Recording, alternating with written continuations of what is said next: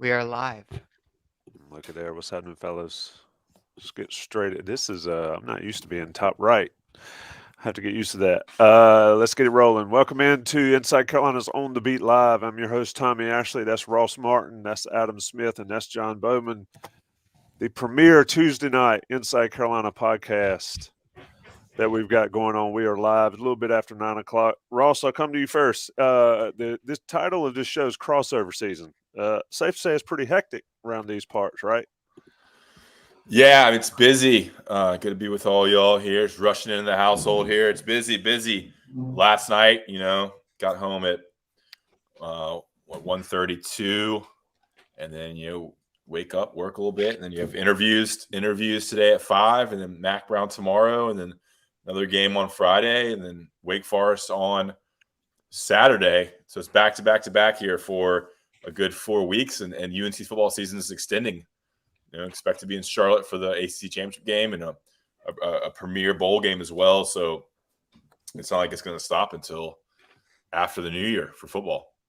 So there's a lot. And the thing is with UNC, I mean, basketball is very important for UNC fans. So it's not like you can just ignore it. Absolutely. It is a busy time at Inside Carolina. Adam Smith, you're still relatively the new guy. What do you think about this hecticness that is Inside Carolina beat? I love it. I mean, I mean, I was listening to Ross give the roll call there. I mean, we're lucky to be able to do this. There you go. I mean, blessed. We really are. And I hope we are sitting at a premier bowl game, Ross. But yeah, I mean, it's time to check the old Google Calendar to make sure that you know where you need to be, Tommy, and you got to mix in those Hubert availabilities and the Mac availabilities, and yeah, I mean, I've always thought it's kind of cool at this time of the year how you get college basketball on a Friday and then you're going college football on a Saturday. That's always been kind of fun, I thought, in November. I will say this: my UNC friends, they're still locked into football. I mean, historically, UNC's fighting to get the 6 wins in football, and the attention turns to basketball. But with the 8-1 Tar Heels on the gridiron, there is still so much interest on football, and people are not ready to move on to basketball. I mean, obviously you can do both, but I feel the same way, to be honest. Kind of locked in this football season, and basketball is certainly not an afterthought. But you're playing UNCW, Gardner Webb, College Charleston. It's not really getting the heart rate up as much as a showdown with Wake Forest or Georgia Tech or NC State that remains on the schedule for the Tar Heels. It's unique though because that's what I've been seeing over here in my little corner of the universe, that people are still very much zeroed in on Carolina football, and that how it is. Like the old guys used to make the jokes if Carolina lost a football game. Yeah. It's basketball season in Chapel Hill. If they lost a football game they weren't supposed to lose. So it's both seasons in Chapel Hill. Go ahead, John. You guys off. Yeah, it's unique though because this is the #1 college basketball team in the country. I mean, UNC has not been the #1 overall team that often. It was more common, with the Hansbrough teams, but this is a unique position for UNC basketball to be in. And you're right, it has been overshadowed just a little bit by football continuing on. Tommy, I do want to give you a chance to tell us about your post-game show that you're doing for basketball this season, and tell us about how last night went. Good setup, John. Yeah, nice. Did post-game. We've been doing post-game podcasts for a while now. I can't remember how many years we've been doing it, but Dewey Burke's been a big part of that. We have some where we use some other people, Sherelle McMillan and maybe Greg Barnes this year, and some others, while Ross and Adam are covering live from the whatever arena they're in. But Dewey came on last night. We did it live. We had 2 or 3, a couple hundred people in there live at, what time was it? 11:15 on the East Coast. Dewey is fortunate enough for it not to be that late where he is. But it's cool, you break down the game with a former player. Guys that played the game watch it differently than we do, even ones that cover it, and definitely different than the average Joe or whatever. So it's always cool to see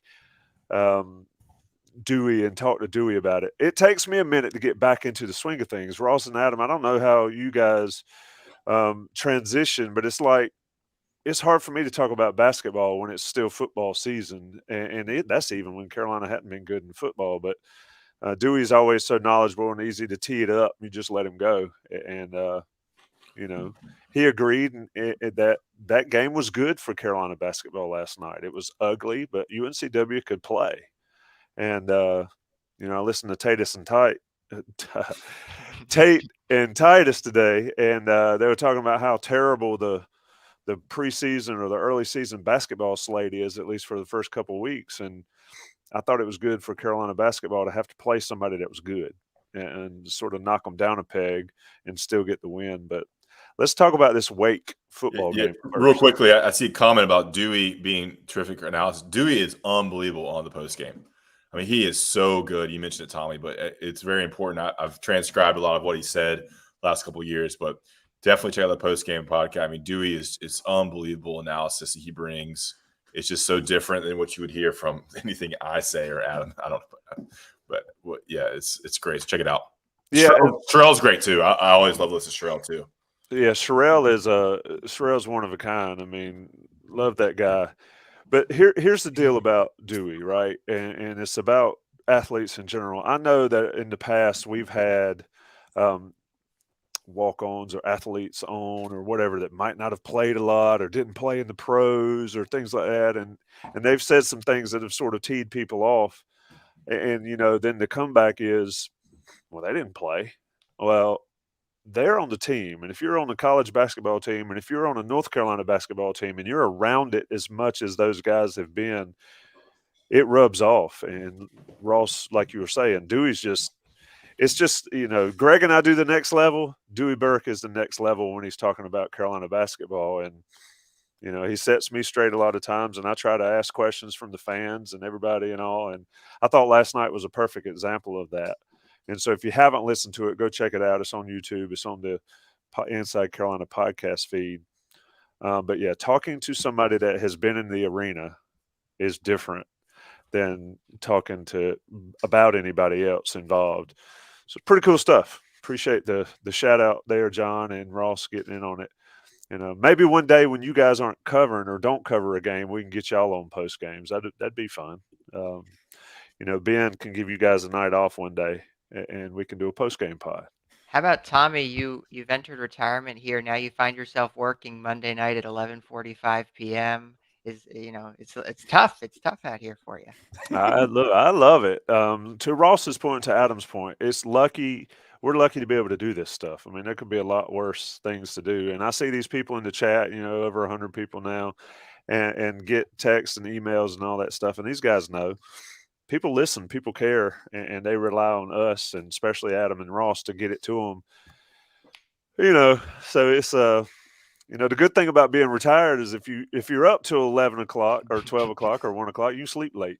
That's right. You used to have to get up at 6 a.m. So it really is a great job when you kind of step back and think about it. I mean, like, we get to watch sports, and there's not, it's all not butterflies and rainbows and sunshine times, but man, going to the Final Four and sitting there and at Notre Dame and up in Virginia with the wind blowing through the open press box, and it's a great job to get paid to do this. We appreciate y'all's support too. I think Adam would agree as he nods.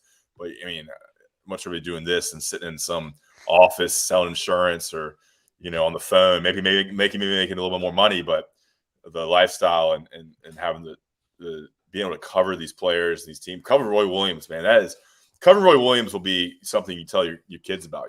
What a legend. Yeah, and being around some big time college athletes, big time college coaches, big time games, all this stuff. I remember I walked in 1997 and sat in on a press conference. I didn't know what the hell I was doing. Bill Guthers is sitting up there talking about Carolina basketball and all that stuff. So how cool is the opportunity? But we're able to do it because everybody that listens and subscribes to Inside Carolina and all that good stuff. And it's just fascinating to see how the landscape has changed with coverage. But one thing has always been the case. You look at the pressers on Mondays. There's 4 Inside Carolina guys there covering covering Mac Brown and Longo and Shizik and all, and just sort of people come and go. Inside Carolina's always there. All right. Enough about tooting our horns, but again, appreciate it. Appreciate Johnny T-shirt for sponsoring, of course. Let's talk about Wake. I want to talk about basketball now. Y'all got me on the basketball kick, but let's talk about Wake first. Ross, somebody in the chat says biggest game in Mac Brown's career. I don't think so, but what kind of sense did you get from Mac and the coordinators on Monday about the importance of this game? I didn't get the urgency. Really, maybe as we have, maybe the Pittsburgh game. I don't know. What do you think? I don't know. I mean, all these games kind of feel a little bit of the same. You know, I don't know if Pitt or Virginia or Wake is any more important than the other. Wake has a little bit of a rivalry aspect to it. I think that the fan bases don't really like each other. I hate Wake fans. They go after me on Twitter, all 10 of them, and they're mean and nasty. But yeah, this is just, you know, if you want to be there in the college football playoff, if you want to have a chance, if you want Drake Maye to be in the Heisman conversation, this has to be a big game for UNC. But I don't. Yeah, it's big, but I don't think it's any bigger than Virginia could have been or Duke. Really, you know, I think State is bigger, and I think Georgia Tech is a little bit less big, but I think Wake is up there with I think Pitt, Virginia, or Duke. Honestly, Adam, you have any thoughts on that? I don't know. When you're saying if you want to be in the CFP and you want to get Drake Maye the Heisman, I was thinking, being the age that I am, if you want to win the state championship, you got to go through the Deeks and obviously the Wolfpack later since you've beaten Duke. But yeah, I was kind of laughing when Tommy was setting it up because I was like, wasn't Pitt the biggest game ever in Mac Brown's career? You said that. Didn't you say that, Tommy, or someone said that? I thought it was. Yeah, I thought it was pretty big. I don't think a game at Wake, given what they've done up till now and what they can still accomplish, is the biggest game. But somebody in the chat said it, so I adopted it. 2 weeks ago, this could have been for the Orange Bowl. You know, Wake has gone from, honestly, Wake has gone from Orange Bowl hopeful to, picking up the pieces after the way their last 2 weeks have went. But, yeah, I don't know how you rate the bigness, of it all. But, measure you stick. know, I was just looking at the schedule. I was like, this is going to be the first actual ranked team that Carolina plays. And then Wake dropped out of the poll. But also, and not to get sidetracked, just the prelude we had in here, I was enjoying it. And Ross was talking about the air going through the open air press box, the wind at the open air press box. Ross and I happened to meet, I believe it was three people on our walk into Scott Stadium in Charlottesville that were loyal IC fans, subscribers, supporters, and it was great. We had a great time just walking into the place before we watched the game, and it was cool seeing people who wanted to tell us they enjoy this stuff. So thanks to you guys. We appreciate that. It was awesome. And, but yeah, I don't know. I'm not sure.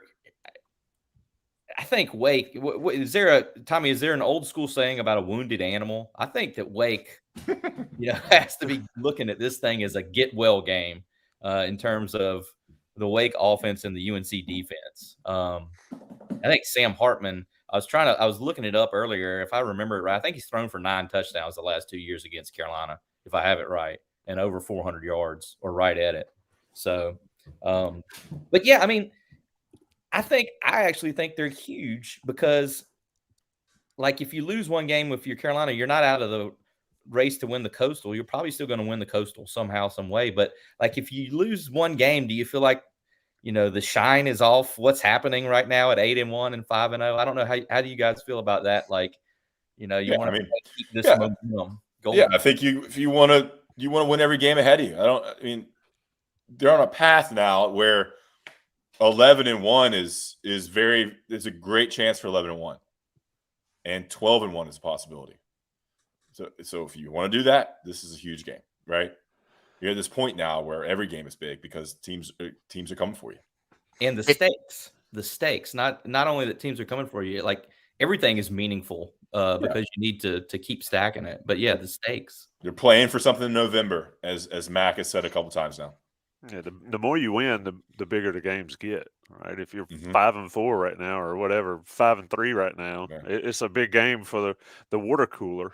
But now it's a big game for the thing. I saw the CFP rankings came out today. Carolina's 15, State is 16. I believe State got a 5-place jump for beating Wake Forest, so maybe 6. Carolina can be in the top 10 next Yeah, week 6 places.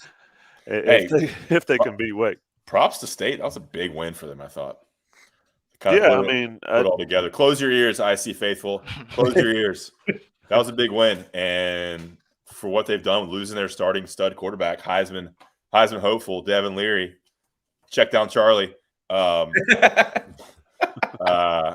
think they're better. Props to Actually. them. I mean, Diamond Dave Doran, he's got them playing pretty well now. Their defense has stayed solid, and MJ Morris, the kingdom is yours.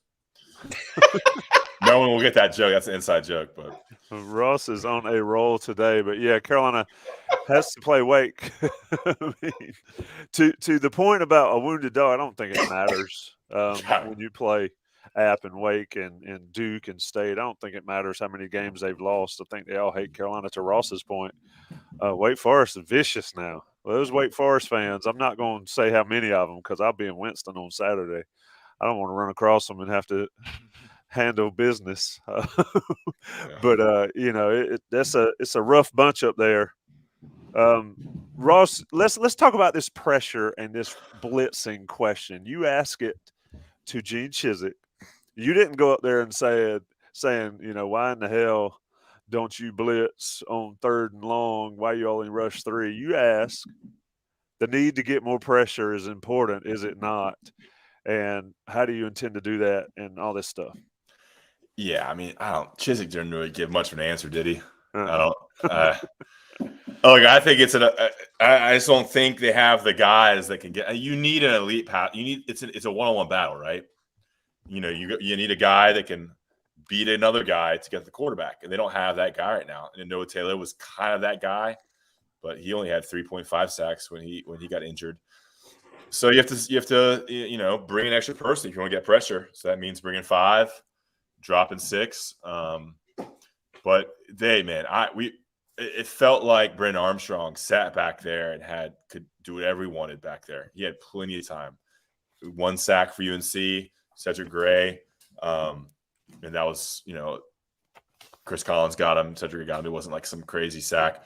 So there's a little lack of pressure. I think it's a huge issue for UNC. They keep winning though, but it's just this defense is what it is, man. I've said that. It's the front seven's not. It's okay. Cedric Gray is great. Power Eccles is solid, but the defensive line isn't amazing, and they're going to get run on a little bit, and they're not getting pressure on the quarterback, and they'll fix some things in the second half, and then you hope Drake Maye and Josh Downs connect for a touchdown or 2 in the second half, and they win. The defense is what it is. You get a little bit better here and there, I think, in the secondary, but that's about it. I'll tell you one thing that surprised me about Saturday's game. I was looking forward to seeing what some of UNC's role players on the defensive line would be able to do with their expanded role. We've talked a lot about this on Inside Carolina, but UNC lost some major pieces, especially on the ends, Desmond Evans and Noah Taylor. And I was excited to see what people like Chris Collins, Kamen Rucker, Jacoby Cowan did. Cowan especially really surprised me. He did not grade out very well with PFF. He got a 43.1 overall grade in 17 snaps. If UNC is going to compete down the stretch in some of these bigger games, they're going to need a lot more from people like Cowan and Chris Collins. I was surprised to see them not play as well against Virginia this past weekend, but I think they're going to have more opportunities, and it's going to be important, especially this weekend, with the offense that Wake runs with Sam Hartman, trying to put pressure on him. Somebody asked about the muddle huddle or whatever they do it, the sugar mesh or whatever they call it. That slow mesh. Slow mesh. No, there's a nickname for it. Adam's your slow mesh guy. All the questions go to him for that one. Slow mesh. Come on, man. That's a boring way to put it. But you watch how many times they run that, and you watch how many times a safety bites. That's what they bank on. Oh, yeah. And Carolina's had issues with some of the safeties triggering downhill a little bit too early. I think this is a game that Storm Duck, he's looked great the last couple games. He feels better, obviously, and they've talked about him. He's going to have to be on it. And Tony Grimes has got to be on it, or it's going to get we're going to see another 50-something to 50-something shootout. It's going to have to be that way. I just don't – everybody is shouting blitz, and I can talk more about this with Jason Staples and all, but we can discuss it here. I don't see – do something different, yeah, sure. But you blitz. If Carolina blitzed a lot against Pittsburgh, a fair amount against Pittsburgh, right? If Slovis was any good, Pittsburgh would have been up 28-something in the first half because he had guys running free. Sam Hartman's that guy. And A.T. Perry and the other receivers on this team are that guy. I just think this is another game. And Ross, no, I'll start with you, Adam, here. I think this is another game that it's Drake Maye, man. It's Drake Maye, period. You're going to get what you're going to get on defense with a flash here and a WTF there, and Drake Maye's got to come play. What do you think, Adam? Absolutely. I mean, it's as far as he can take this team. Look how far he's taken them. It's let's not make it too complicated here. It is all on him the rest of the way. However far this thing goes, whether it goes to the Orange Bowl or the Blue Bonnet Bowl. I was trying to think of some old school bowl you would like, Tommy. Hey, I used to watch that game. Carolina played in that one. But you know what? Just to jump back to what Ross was talking about earlier about blitzing and stuff. Ross and I sit beside each other every game, and it's lovely. There's no one else I would rather watch a game with than Ross. And you say it, you don't even mean to be saying it, but like we're watching it Saturday, and it's like all day. I can't tell you how many times we both said all day when Brendan Armstrong's just back there, and then they'd roll him out. Nobody's messing with him. He's just rolling it out. He may flip it. You don't know. But yeah, Drake Maye. Yes. I saw someone in the comments over here said Rucker is the answer at Jack. I agree. And I'm not saying that Kamen Rucker is Lawrence Taylor, but all due respect, I thought Chris Collins was not good on Saturday at UVA. He played the most snaps too, Chris Collins, on defense. But then again, yeah, right. What do I know? They got him in there for the most snaps. For the line, yeah. Because they don't have a ton of options. Yeah, right. I mean, people holler about Travis Shaw needs to play more. Travis Shaw he was gassed, and he played 13, 17, something like that. I mean, you got to put 11 out there, right? Collins he's the oldest one of the bunch, isn't he? Rucker. He's definitely the oldest. Y'all talked to Rucker today. What did he looked a little banged up on Saturday. I know he said this week he's practiced fully and all that stuff, but can he physically hold up to that many snaps? That's a tough ask, I think. You know what I appreciate about Tommy? Tommy always watches the press conferences. That was an interview that happened today, and Tommy listened to it, and he watched it because he had that info. He always watches the press conferences. I got to be able to talk about it. He got it in the close window. Yeah. It's great. It's great preparation. Hey, 1.5 time is wonderful. You can do that on YouTube? Yeah. Oh, nice. Yeah, I think Rucker is critical. I think Javari Ritzy, he seemed like one of the better defensive linemen on Saturday. He's big too. I think we predicted that, kind of Rucker and Ritzy being the key players. We'll tell you, Travis Shaw he's not in college football game shape. So you're going to get those 10 snaps from him. And then people, I don't know when people are going to stop asking about Keyshawn Silver. Still hasn't played. So that's what you got. I was surprised Malachi Hamrick didn't play as much either. Me too. Only one snap. He's played more in games when they needed him less. So it's interesting to see the rotation there because the dime package looked a little bit different, it seemed, because Malachi Hamrick's usually the dime guy. Adam, anything else on the defensive line there? What John was saying earlier, I think Jacoby Cowan looks good. That's a very analytical answer there. I just think he looks like he has something to him and can contribute. I think he's somebody that can do some things. But Tommy asked about Drake Maye. Is he the ACC Player of the Year? I guess he is at this point. Yes. There's still 3 weeks left. Without question. He's won ACC Player of the Week 5 times. Yeah. I mean, he's without question the ACC Player of the Year. And somebody, Gilbert, I don't want to mess that one up. Drake May unanimous? No. Armando Bacot was not a unanimous first team All ACC. You think the media is going to vote Drake May unanimous ACC Player of the Year? Who would be the other people? Armando. Who would be the other people? Pitt Is running he- back. I was trying to think about. I mean, Izzy Clemson. Abacondo. Oh yeah, Abaconda could Sean be. Tucker. I don't know who's up the numbers. Yeah, Josh Downs. he'll get some votes. I asked the question, who's the better football player, Drake May or Josh Downs? Football player. It's a good debate. I mean, Both. it's called. Look, let me read some stats for people in the chat. 20 of 29 for 337 and 6 touchdowns. Anybody know what that is in the chat? I'll give you 2 seconds to type it in. That's Sam Hartman against Clemson earlier this year. Anybody think Clemson's got a decent defense? That's all that he did. You think that's all? Say it again, Tommy. I'm joking. 20 of 29, 337 and 6. That's Yeah, what, I mean, what that's that game what was Sam like, Hartman. Oh, that was 51 overtime too, right? 45, right? Overtime, right? 4 overtimes, I think. Yeah. I don't care. Crazy. He threw one overtime. He threw one touchdown pass in overtime.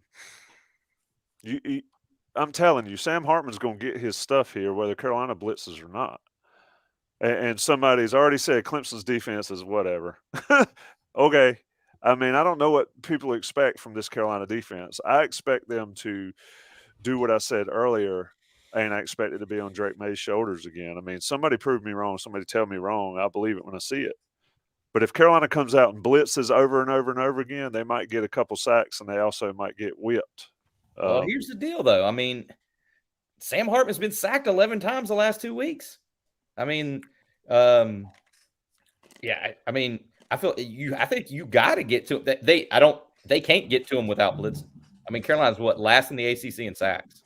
No one's got less than the Tar Heels. I think it's 14 in 9 games.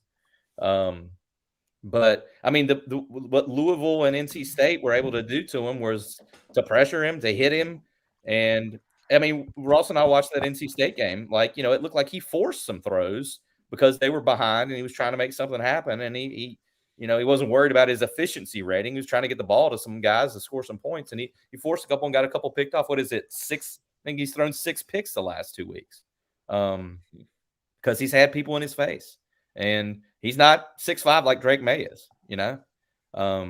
He's gonna have a game against UNC. I mean, he'll dice them up a little bit. He'll definitely get some yards and score some touchdowns, but he might throw some interceptions too, and that's where UNC's got to capitalize.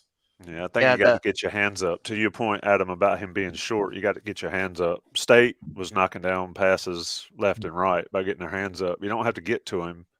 You just got to get your hands up. And, Twig said Carolina's going to get whipped, not blitzing. Okay. Maybe they'll come out and blitz every time. It's not going to happen. They're not. They'll send pressure, and they'll get a corner blitz off the edge. But I think, like Ross, like you said, it sort of is what it is at this point. Just win. What's up, John? I think, too, with Hartman, when you look at the numbers, it's important to tell the difference between when he's under pressure versus when he's blitzed, because he's a senior quarterback. He kind of knows how to work this offense. So his actual PFF grade is higher when blitzed versus when not blitzed. What matters for him is pressure. When he's under pressure, his offensive grade in PFF is 50. When he's kept clean, his grade is 90. So that's the game for UNC. This is a UNC team that struggles to put a quarterback under duress. They're facing a quarterback who is great when he's kept clean.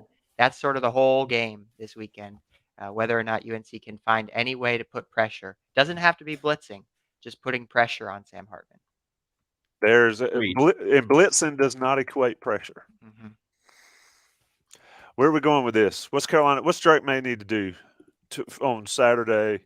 Does Carolina have to win for Drake May to continue to get national buzz? Drake May throws for 400 yards and 4 touchdowns, and Carolina does not win. Does Drake May stay in the hunt, Adam?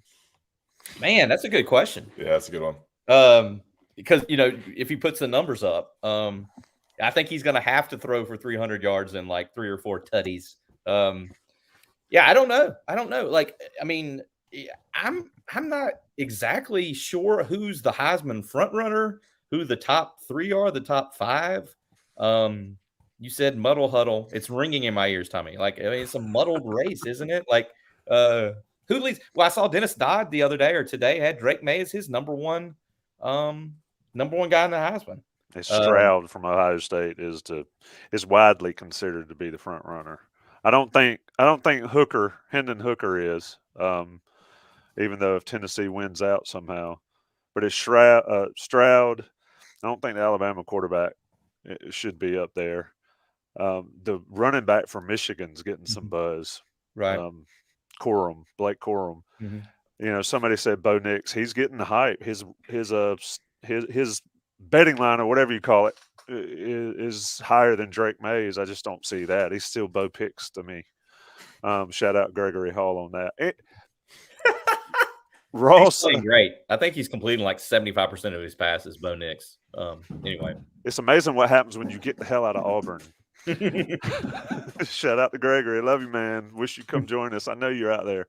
But anyway, what happens, Ross? What do you see happening? I'll let you get the maybe the 10 Wake Forest fans that harass you all the time fired up, or get some of the Inside Carolina people. What happens on Saturday, you think? 3.5 point spread. I think it's gonna be tough. I think it's gonna be a tough game for UNC. But look, I think Drake. It all comes down to quarterback. I think Drake Maye is a better quarterback. I think he just has it, and the way Wake's played the last couple of weeks, I think that UNC has the advantage with the quarterback there. And I think that ultimately is what makes a difference in a game like this. So I think there'll be a lot of Carolina blue in that stadium. I think it's going to be, I think it's like something like a 35-65 split, UNC fans to Wake fans. And I think UNC's offense is clicking. They found their running back in Elijah Green. Josh Downs, you can't cover him. Antoine Green's ready for a breakout game, another breakout game here. So the defense, as much as we kind of, bash the defense, I think every game, different aspects of it get better. So maybe we found something here with Storm Duck, which can, one out of the 2 corners playing well can be a big thing. So I think it's going to be close. I think it's going to be tight. I think it's coming down to the end. I think it's going to be high scoring. It's going to be an awesome game. And I think UNC comes out on top. Adam, what you got? I'm on record for 10-2 this season, and everybody that pays attention to this podcast knows what those 2 were. So I'm not talking about that. Adam, I believe I picked Carolina to go 8-4 this season, and I had them losing this game to Wake Forest. I think Wake is good. I think they have not played up to how good they are the last 2 weeks. I will say that when I picked UNC to go 8-4 and lose to Wake in 5 minutes on some August the 5th day or something, after having watched what I've watched this year, I'm changing my pick, and I will say that UNC is going to win this game, and it's going to be 45-41 in Winston-Salem, North Carolina. And Drake Maye versus Sam Hartman is going to be great, but my God, we're talking about Josh Downs. What a badass is that? I mean, that guy's a badass. Oh, Josh Downs. Yes, it's true. And he's balling. Think about the wide receivers that are going to be on the field Saturday. Josh Downs, Antoine Green, A.T. Perry, Donovan Green.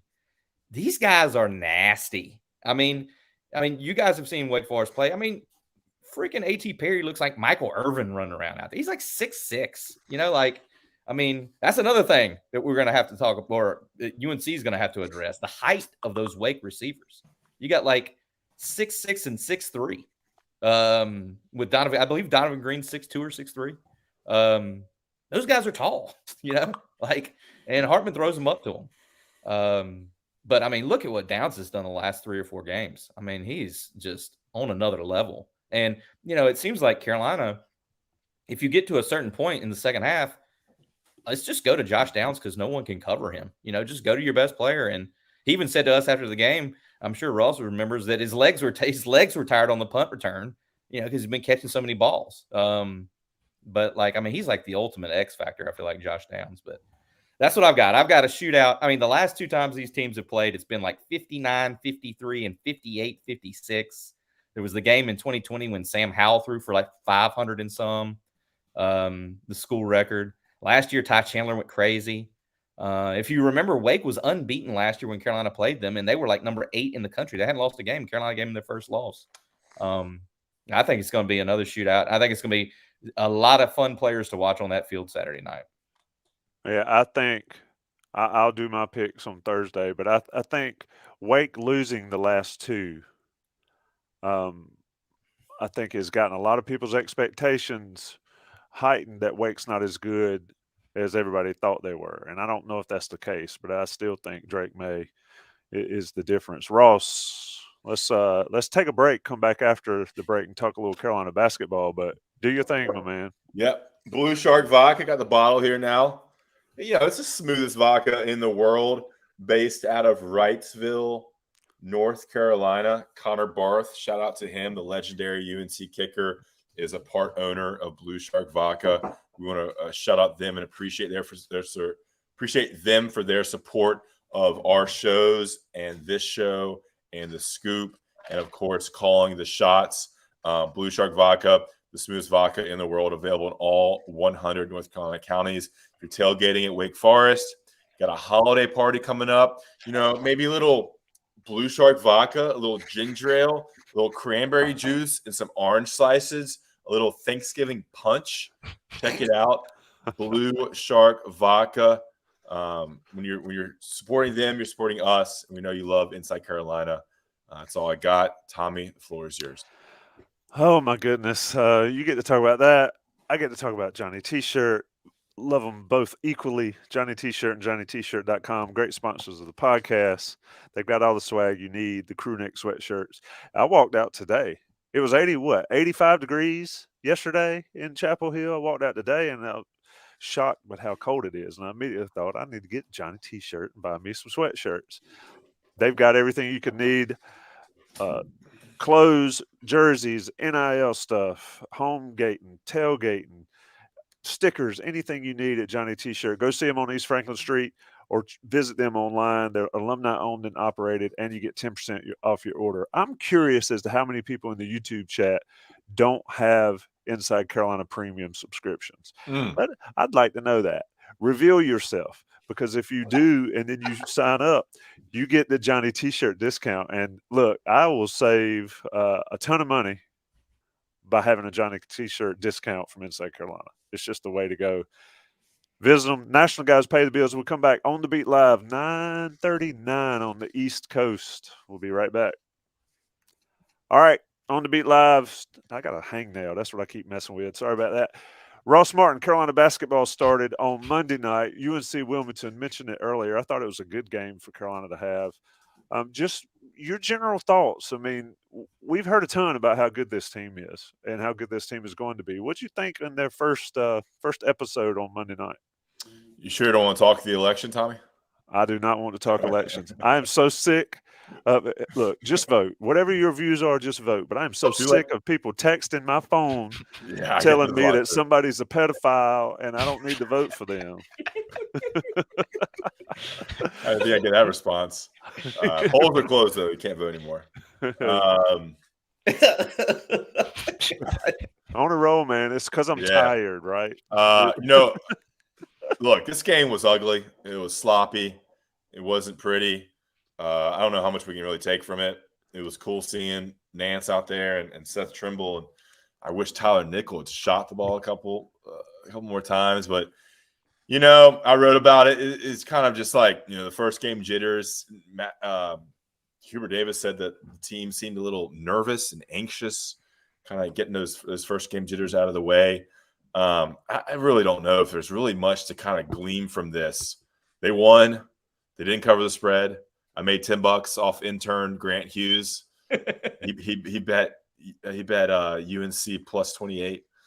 Whoa, Grant, come on. It wasn't even the spread, but he gave it to me. Adam, I don't know. We sat there and watched the game. What could you take away from it? I mean, RJ Davis, Caleb Love got some points, but I thought Tyler Nickel left a little bit to be desired from him. I think you're going to miss Brady Manick a Yes. lot. And so you have to figure a way to figure that out. And I think Seth Trimble is going to be a great point guard for Carolina for the next 4 years. Adam, let me interrupt you. Pedophile? Thomas, make sure you vote. Today is election day. That's my point. Tell her I'm on the beat live right now. The polls are Really, I'm busy. I voted already. Go ahead, Adam. Sorry. As Ross knows, I voted today, and there was a gentleman. He wasn't a gentleman. There was a dude outside my polling place telling me to be aware that the votes I was about to cast could influence whether or not a freak in a pink leotard would be governing us. I'm not sure who the freak in the pink leotard was, but I've always liked leotards. I mean, John, who'd you vote for? No, we're not doing that. No. We're talking Carolina basketball. Ben is already going to send us an email. I know, really. Ross, you've got in trouble. That was a test. That was a test, and all y'all passed. Adam, your take on Carolina's game on and shout out to folks in the chat that pay attention and that are giving us props on various things. But Adam, Carolina basketball last night. Oh, have we seen Tyler Nickel and Brennan Armstrong in the same room? Hey, that's pretty fun. Yeah, that's I mean, it was a rough watch. We all watched it. Everyone here watched it. It was a rough watch. Surprised that UNC got out rebounded with the player that's going to be the greatest rebounder in school history by the numbers, and another dude who's 6'11". Didn't think it was a great debut for Pete Nance. Thought he looked all out of sorts and a little slow, a little unathletic. But I think Carolina needs some shooting. I think if they could ever get Puff Johnson out there, I think he could provide some of that. I think they're going to need all the shooting that they could get. Exactly. They had 4 assists against UNC Wilmington, the lowest assist number for a Carolina basketball team since 1980. And we know via Twitter that Tommy Ashley. Wow, you pay attention. Yeah, I love you, Tommy. And we know that you remember the loss and we were floored by it. It was devastating at the JC Park where I grew up. My dad rode up and said they lost Texas A&M in the tournament. Ruined your day. Ruined the day. Yeah, ruined your weekend. But I mean, UNCW slowed the game down. I mean, they slowed the game down and they did what they had to do to stay relevant. And I thought Carolina didn't play great. Hubert did say anxiousness and nervousness, and I thought they were rusty too. I mean, this is the first game they played. And I think it's going to take a while, even though every one of these guys, with the exception of Nance, has played together, just to get the rhythm and the feeling of this group together and get settled in. At least they won the game. But it wasn't exactly, what did I say? It wasn't a show-stopping performance. The curtain came up, and it was not a show-stopping performance from the number 1 ranked UNC Tar Heels. Yeah, I think 3 players used the word rust in the post-game interviews to me without me, no prompting or no guiding the questions there. So definitely rust. So look, this is a long season. Like, lock in. Like, this is the first game of hopefully 40. So they got they have College of Charleston, they have Gardner-Webb. I mean, there's a couple of these before the games get more serious.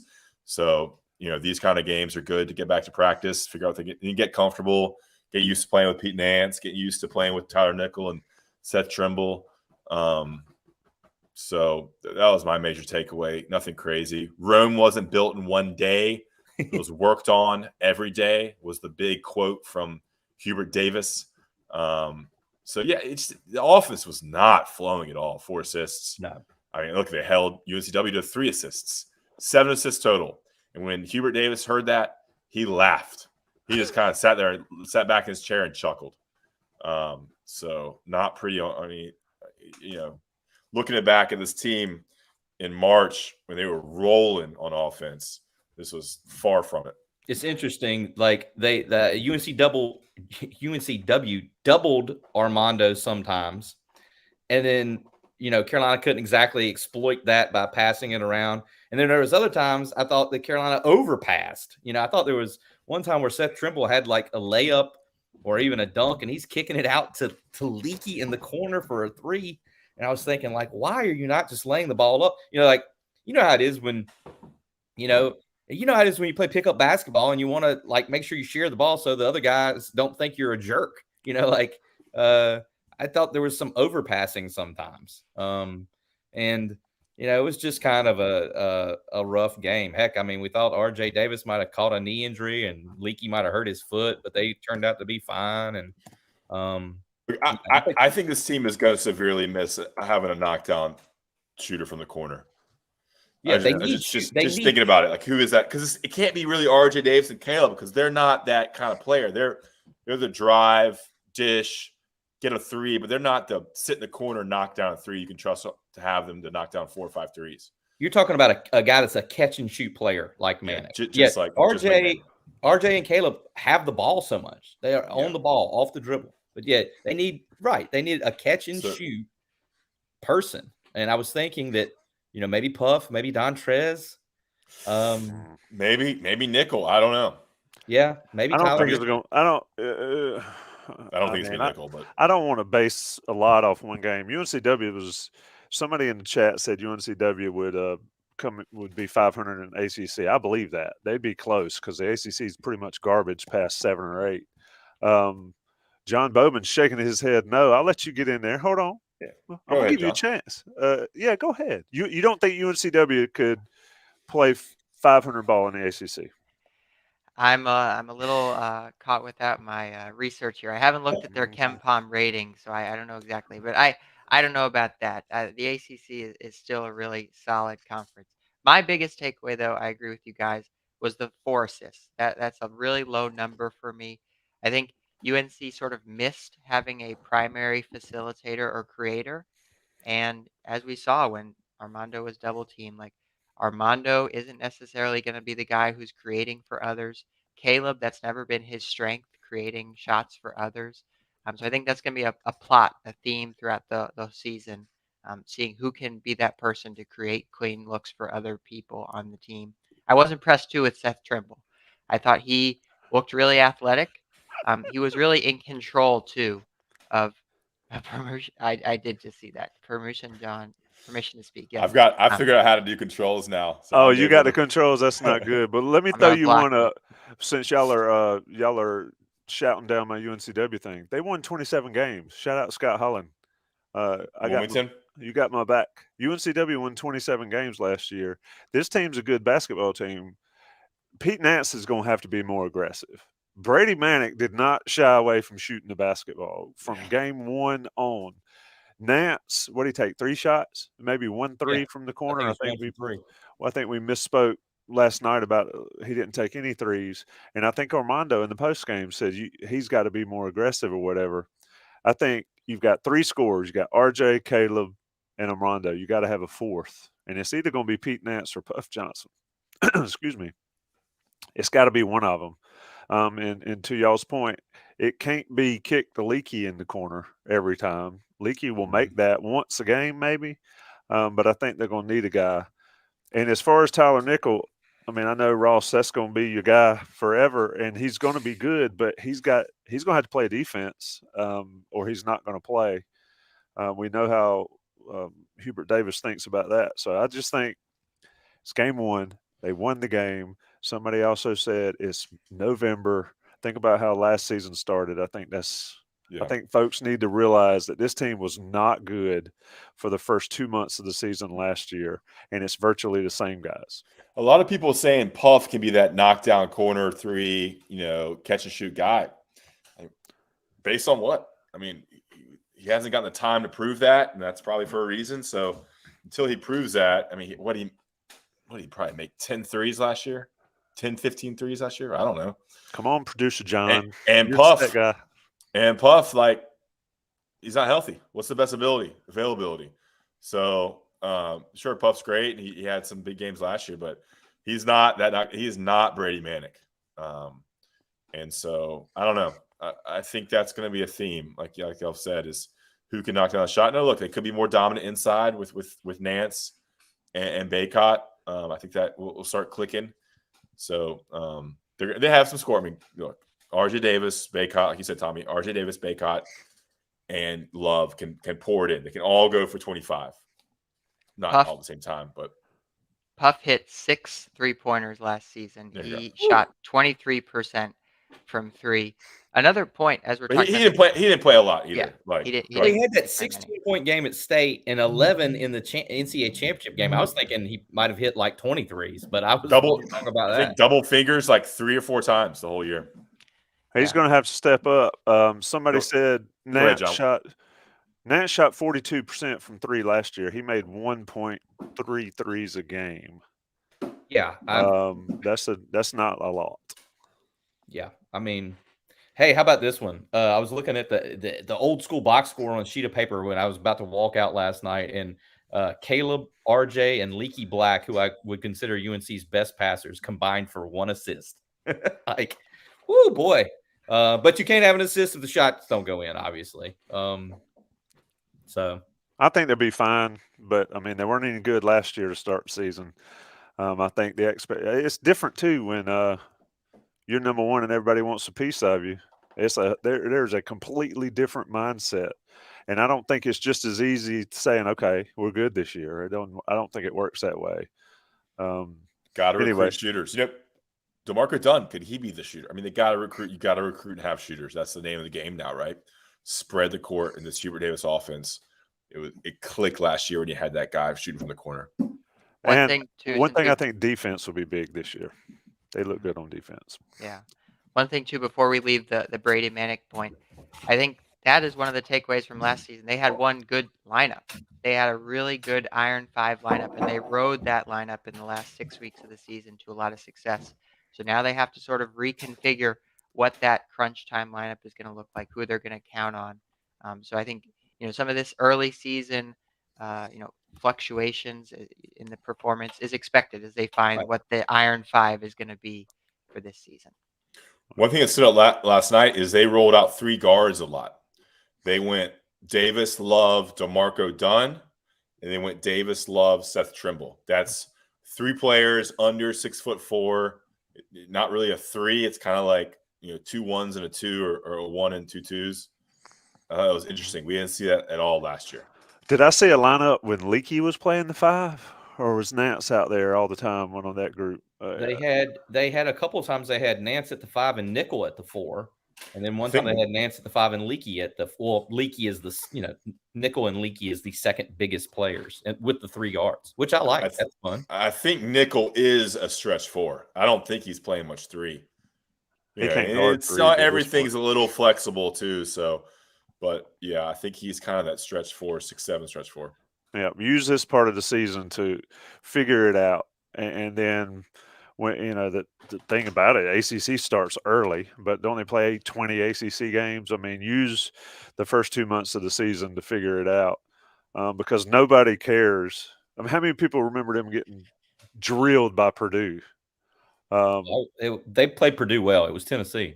Yeah, Tennessee, and then Wake Forest and Miami. They got just torched by. Who remembers that? Nobody. Everybody remembers March, and it's going to be the same way this year. John, what you got? I did want to pull up this real quick. WMC McDonald. Will Shaver is the shooter we need, or he also throws out Bo May is the shooter that we need. So thank you, Donald93. Yeah, Comedy Central. Could you play? Could the May family throw out 5 that could win a game in the ACC? You got the May brother that played baseball, national champion at Florida. I'm sure he's a pretty good athlete. You got Drake, who's basketball. You got Bo, and you got Luke, and then Sean May, and then brother from a different mother. Or you got Mark, the dad could stand up there and take space in the paint. I think they could win a game in maybe one of those lesser conferences. Anyway, anything else, boys? It's been a fun show, an active show. 9:56. We usually wrap them in an hour. That's it for me. I do want to throw out that UNCW is 193rd in Ken Palm, and I think Georgia Tech is the lowest rated ACC team at 115. So I am willing to take that bet. I will happily take that bet if there's a hypothetical, we could work it out. That Well, you know what? UNCW You would know how score. many games they play on paper, right? They play a bunch, and UNCW had a legit shot to beat Carolina last night. I'll give you another fun fact. Uh, Speaking of 1980, Adam, you referenced the Bluebonnet Bowl, and I remember this one, December 31st, 1980, number 13, North Carolina 16, Texas 7. Bluebonnet Bowl back in the day. Same year that Carolina lost to Texas A&M in the tournament with 4 assists.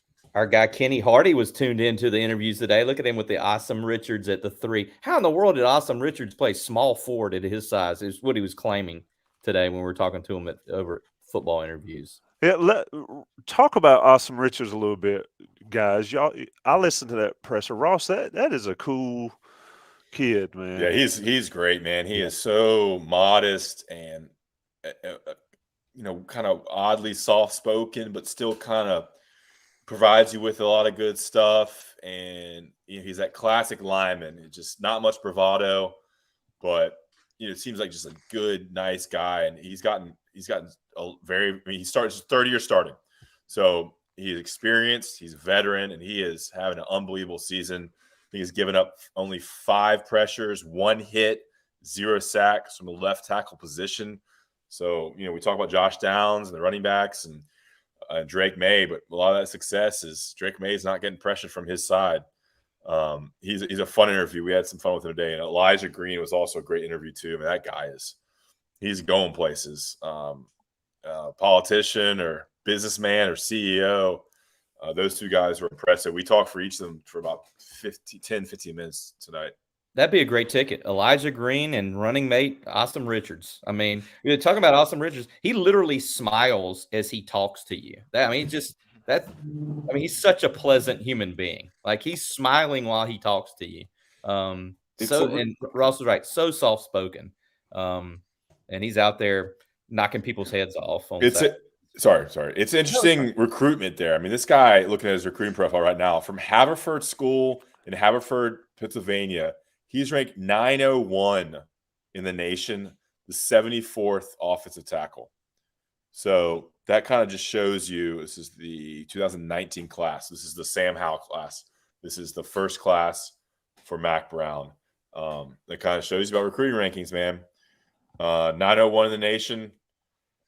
Will be scoffed at by the Inside Carolina faithful, but look, potentially a 4-year starter left tackle for UNC. Who's going to Wake Forest this weekend? Are you 2 both covering it? Both going. I actually I was given the night off, and then I said, Ben, I want to cover this game because I want to provide the content that everybody needs. I want to help out Adam. I want to cover this big game, and so I think we asked for an extra seat, and I'm going there. Stay at my parents' house on Saturday night. Oh, can we crash? Can we all crash there? I'm driving. We got a radio show to do and go to a game and then drive home because I got to be up at 8 o'clock in the morning on Sunday doing the.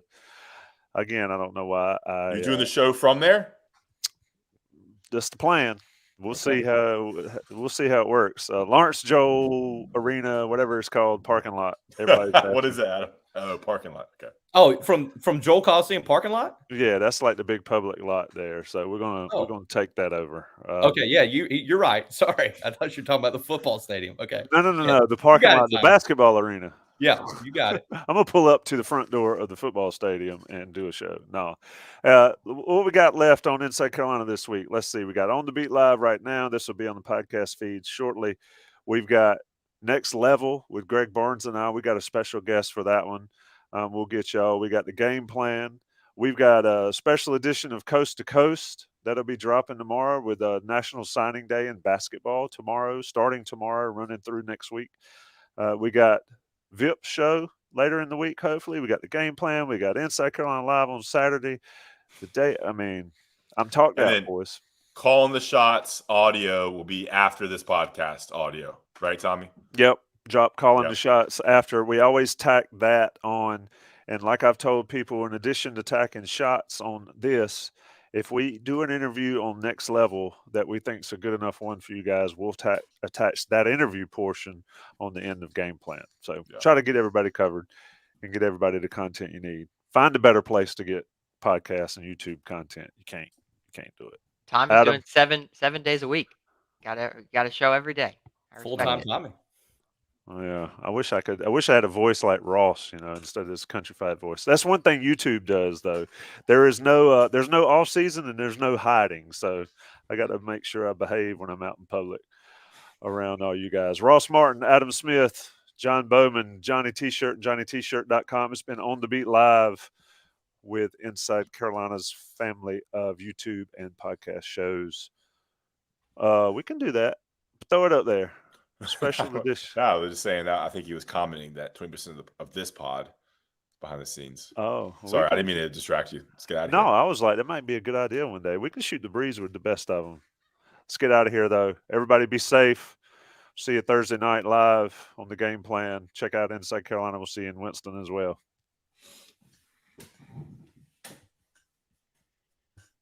I'm just ending the broadcast.